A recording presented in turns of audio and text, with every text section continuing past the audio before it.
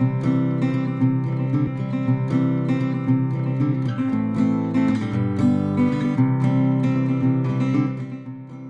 प्राध्यापक के लिए चयनित साक्षात्कार के लिए चयनित सभी अभ्यर्थियों को बधाई। किसी भी साक्षात्कार में बहुत मूलभूत चीज़ों की ध्यान की आवश्यकता रखने की है। पहला तो आपका अपीयरेंस बहुत काउंट करता है। चूँकि ऑलमोस्ट 80% लोग नए होंगे तो एक परसेप्शन क्रिएट किया जाता है कि इंटरव्यू बहुत कठिन होता है। ऐसा बिल्कुल नहीं है। 300 नंबर की आपकी लिखित परीक्षा थी और 30 नंबर का आपका इंटरव्यू। तो आपकी सिलेक्शन की डिपेंडेंसी सिर्फ इंटरव्यू पे नहीं है, दोनों मिलकर नंबर काउंट होंगे। तो बहुत सोबर ड्रेस पहन के आपको जाना है। जो आपके अभिवादन का तरीका होगा बहुत सामान्य होना चाहिए। अपने आप को अलग दिखाने की कोशिश नहीं करना है।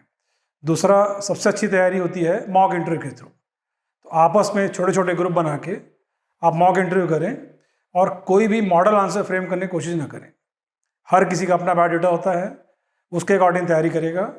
दूसरा, एक ब्लंडर हम सभी लोग करते हैं इंटरव्यू बोर्ड में कि जैसे ही हमारा इंटरव्यू समाप्त होता है हम बिना धन्यवाद कहे बाहर निकल जाते हैं। तो वो बहुत निगेटिव जाता है। दूसरा, एक उत्तर आपके पास हमेशा मौजूद है, नहीं मालूम। गलत उत्तर देने से अच्छा है कि आप नहीं मालूम बोलें। और जिस भी विषय पे आपका पीजी, नेट या सेट है उसकी टेक्निकल जानकारी आपको होनी चाहिए, क्योंकि उसको आपने कई साल पढ़ा हुआ है। यदि आपने पीएचडी किया है तो उस थीसिस की स्टडी करके जाएंगे, क्योंकि बहुत ज़्यादा चांसेस रहते हैं उसके बनने के। और इंटरव्यू में नंबर आपके कटते हैं, मिलते नहीं हैं। तो बहुत ज़्यादा अपेक्षा करके मत जाइए। 30 नंबर में आपका अल्टीमेट ऑब्जेक्ट हो कि मुझे 15 कम से कम मिले, उसके ऊपर जो मिलता है वो बोनस है। बाकी चीज़ें आपको देवांगा सर क्लियर करेंगे। जैसा कि मानस दुबे सर ने भी आपको बताया कि आप इंटरव्यू की तैयारी के लिए कुछ बुनियादी बातों का ध्यान रखें, ड्रेसअप के संदर्भ में, अभिवादन के संदर्भ में, और उत्तर देने के बाद जब आप बाहर निकलते हैं तो किन बातों का ध्यान रखना है। ये छोटी छोटी चीज़ें हैं जो हम हड़बड़ी में या फिर जो इंटरव्यू का एक प्रेशर रहता है उस प्रेशर में ये गलतियां कर देते हैं। तो सबसे पहले तो हमको बहुत कूल होकर तैयारी करना है, कूल होकर अपीयर होना है और वैसे ही कूलनेस के साथ वापस आना है। ठीक। इंटरव्यू की तैयारी के लिए एक ज़रूरी चीज़ है जो आप लोग आज से ही अडॉप्ट करना चालू कर दीजिए कि आप ग्रुप डिस्कशन करें, एक दूसरे का मॉक इंटरव्यू करें। क्योंकि हमको प्रश्नों के उत्तर मालूम होते हैं लेकिन वहाँ हम बोलने में पीछे रह जाते हैं, झिझकते हैं। तो एक्सप्रेशन हमारा तभी खुलेगा जब हम इसकी बार बार प्रैक्टिस करेंगे। तो लगातार प्रैक्टिस करना है, लगातार मॉक इंटरव्यू देते रहना है और बोलते समय जो भी गलतियां हो रही हैं वो एक दूसरे को मार करते रहें ग्रुप डिस्कशन में, ग्रुप के बीच में, और उसमें लगातार संशोधन परिवर्धन करके अपने आप को रिफाइन करते रहें। एक तो ये तैयारी के संदर्भ में बात हो गई। दूसरा जो पहलू है इंटरव्यू का कि इसमें किस तरह के क्वेश्चन पूछे जाते हैं, तो ध्यान रखेंगे कि किसी भी इंटरव्यू में, चाहे वो टेक्निकल हो, नॉन टेक्निकल हो, सिविल सर्विसेज से रिलेटेड हो, असिस्टेंट प्रोफेसर है, किसी भी संदर्भ में हो, सबसे पहली तैयारी होती है आपके बायोडाटा की। आपके बायोडाटा में जो चीज़ें दिखती हैं, आपके नाम से संबंधित, आपके सर्विस से संबंधित, आपके एजुकेशनल क्वालिफिकेशन और जॉब अगर आप कहीं कुछ करते हैं तो उससे संबंधित, तो उन सब की आपको बुनियादी जानकारी होनी चाहिए। उसके आसपास की चीज़ों की जानकारी होनी चाहिए। आपके नाम से रिलेटेड कोई पर्सनालिटी है इम्पोर्टेंट या चर्चित, तो उसके बारे में जानकारी होनी चाहिए। आप जहाँ के निवासी हैं उस निवासी स्थान के बारे में आपकी जानकारी अच्छी होनी चाहिए और उसके आसपास के पर्यटन स्थल, रिसोर्सेज, जो संसाधन हैं और किस तरह से उस क्षेत्र की ख्याति है उसके बारे में आपको पता होना चाहिए। उसके बारे में आप एक आंसर, क्या क्वेश्चन बन सकता है और उसका क्या आंसर हो सकता है, ये आप डायरी में लिखते रहें और उसको बोलने की प्रैक्टिस करके लगातार अपडेट होते रहें। इस बात की तैयारी रखेंगे। तो पहला जो पार्ट होता है क्वेश्चन का वो बायोडाटा से राइज होता है।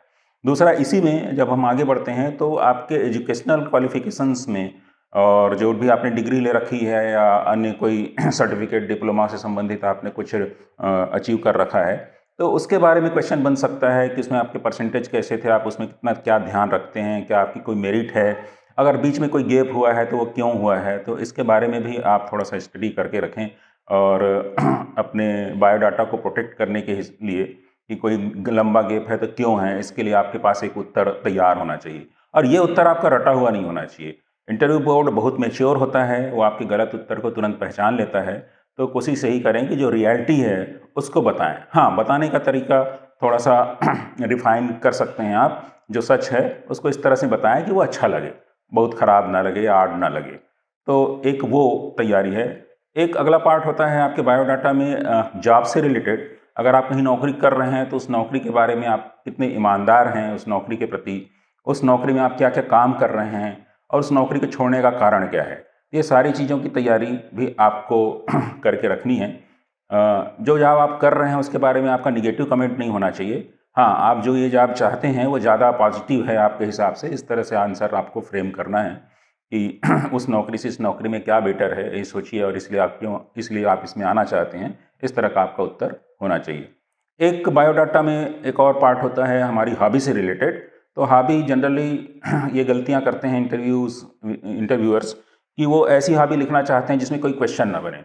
इंटरव्यू में आपको अपना बेस्ट पर्सनालिटी और अपना बेस्ट शो करना है। तो अगर कोई क्वेश्चन ही नहीं पूछेगा तो पता कैसे चलेगा कि आपकी क्या प्रतिभा है, आप में क्या क्षमता है।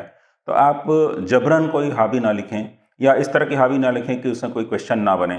ठीक है, जो आपकी अगर नेचुरल हॉबी है तो उसको लिखें, उसमें जानने की कोशिश करें और जितना जानते हैं उतना बताएं। एक उत्तर, जैसे सर ने बताया है कि आपके पास हमेशा होता है कि किसी प्रश्न का उत्तर अगर हमें नहीं मालूम है तो हमको नहीं बोलना चाहिए। उसके लिए गलत सलत बोल देना या फिर ये सोचना कि इंटरव्यू बोर्ड इसके बारे में नहीं जानता होगा, मैं ज़्यादा जानता हूँ तो मैं कुछ भी बोल दूंगा तो वो मान लेंगे, ये गलत धारणा है। इंटरव्यू बोर्ड्स बहुत मैच्योर होता है, वो आपकी गलतियों को पकड़ लेता है, आपकी झूठ को पकड़ लेता है। तो हमको जो सही है जानकारी, केवल वही जानकारी डिलीवर करना है, अपने मन से कुछ भी गपशप मारने की कोशिश नहीं करना है। और जो भी हम अपना उत्तर देते हैं उसमें हमारा एक विचार सुस्पष्ट होना चाहिए। ऐसा ना हो कि हम एक कॉमन मैन की जो लैंग्वेज होती है कि बहुत सब तरफ भ्रष्टाचार है या ये सिस्टम गड़बड़ है, वो सिस्टम गड़बड़ है, इस तरह के कमेंट ना करें, जनरस कमेंट ना करें। स्पेसिफिक कमेंट होना चाहिए और उस कमेंट के बारे में आपका एक ठोस तर्क, ठोस आधार होना चाहिए कि आप जो कमेंट कर रहे हैं तो उसके पीछे आप कौन सा तर्क या कौन सा आधार देखते हैं।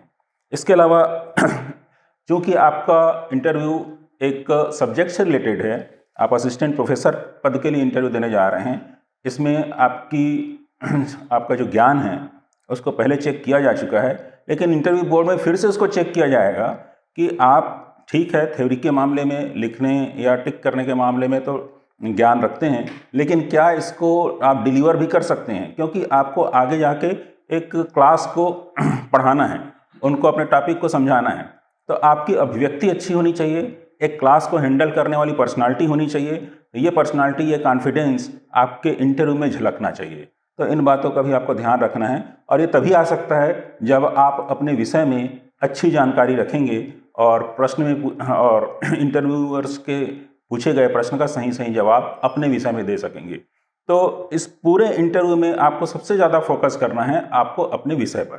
ठीक है, बायोडाटा की तैयारी तो समान है, दूसरे सदस्य करेंगे, लेकिन कोई ना कोई एक एक्सपर्ट बैठा होगा जो आपके विषय से संबंधित होगा और उसी के जो प्रश्न हैं वही आपके इंटरव्यू के नंबर को निर्धारित करने में बड़ी भूमिका निभाएंगे।